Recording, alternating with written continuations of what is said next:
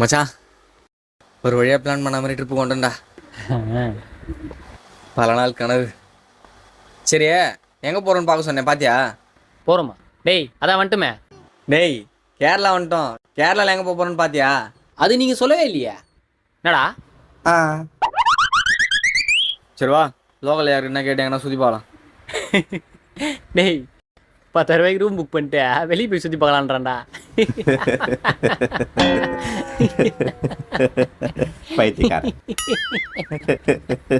டேய் அப்போ எப்போ தானே சுற்றி பார்க்குறது?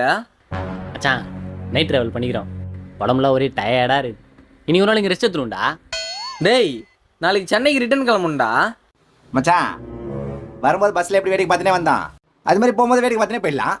நான் வரும்போது வயநாடுக்கா வந்தான், போகும்போது மூணாருக்கா போயிடலாம். அப்படியே கேரளாவை சுற்றி பார்த்த மாதிரி ஆச்சு.